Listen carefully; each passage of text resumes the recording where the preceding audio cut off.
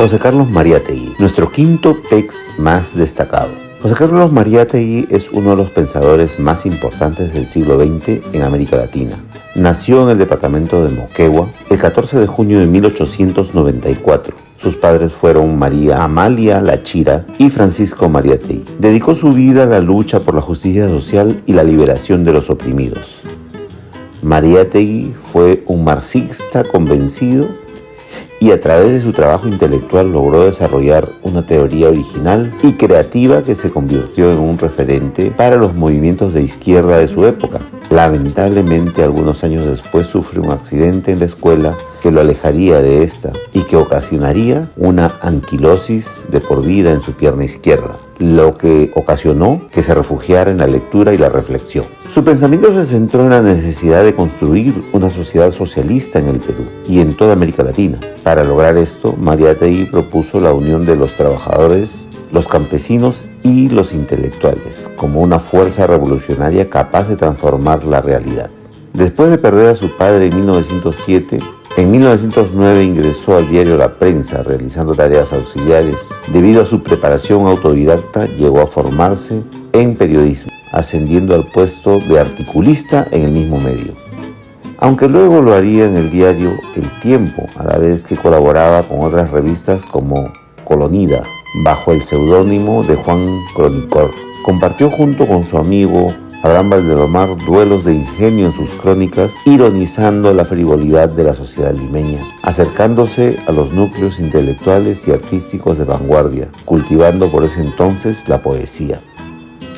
Ya en 1918 se enfocó en los problemas sociales, fundando la revista de breve aparición Nuestra Época, que criticaba el militarismo y la política tradicional. Al año siguiente fundó el diario La Razón, que apoyaba la reforma universitaria y las luchas obreras, pero fue clausurado por el gobierno del presidente Augusto B. Leguía. Mariátegui se convierte en un PEX gracias a una beca del gobierno de Leguía. Viajó al exterior junto con su amigo César Falcón, recorriendo Nueva York, Alemania y Francia, donde fue testigo de grandes movimientos sociales. Mariátegui fue asignado al Consulado del Perú en Roma y Falcón al Consulado del Perú en Madrid.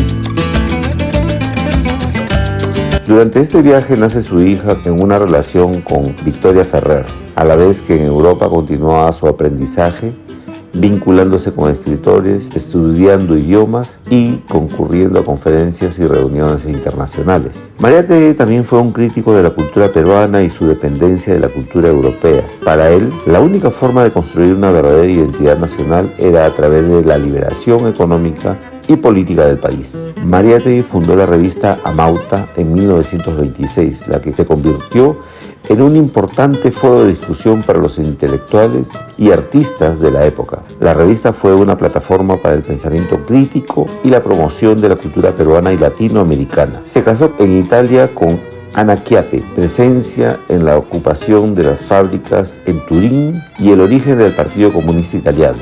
Además asumió el marxismo como método de estudio cuando Mussolini iba a tomar el poder.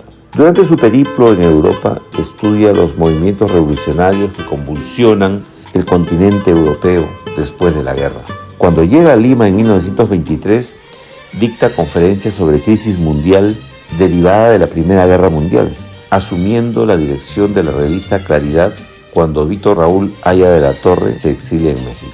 En 1924 sufre la amputación de una pierna, pero continuó con sus actividades en silla de ruedas. Al siguiente año fundó la editorial Minerva, junto con su hermano, donde publicaría obras suyas y de otros autores peruanos, siendo su primer libro recopilatorio de ensayos, La Escena Contemporánea. Asimismo, colaboró asiduamente en seminarios como Variedades y Mundial. En tanto, en 1927 fue encarcelado acusado de conspirar contra el gobierno de Leguía, pero luego le dieron arresto domiciliario. En 1928 rompe políticamente con Víctor Raúl Haya de la Torre. De esta forma, el 7 de octubre de 1928 fundó el Partido Socialista del Perú, convirtiéndose en su secretario general. Ese mismo año fundó la revista marxista Labor y publica su obra Los 7 ensayos de la interpretación de la realidad peruana, mientras que al año siguiente fundaría la Confederación General de los Trabajadores del Perú, el conocido sindicato de trabajadores vigente hasta el día de hoy y conocido como CGTP.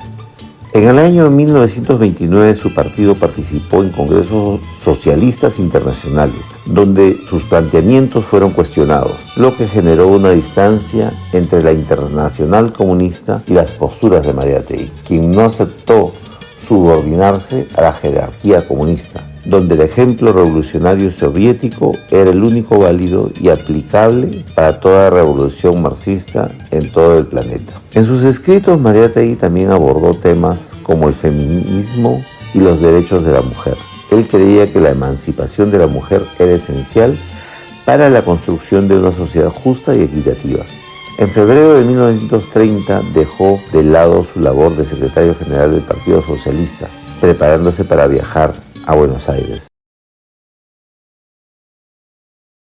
donde trataría su enfermedad y realizaría actividades sindicalistas. Sin embargo, sería internado por emergencias, falleciendo el 16 de abril de ese año, a la edad de 35 años. El 20 de mayo, el Partido Socialista Peruano cambió su nombre por el de Partido Comunista Peruano.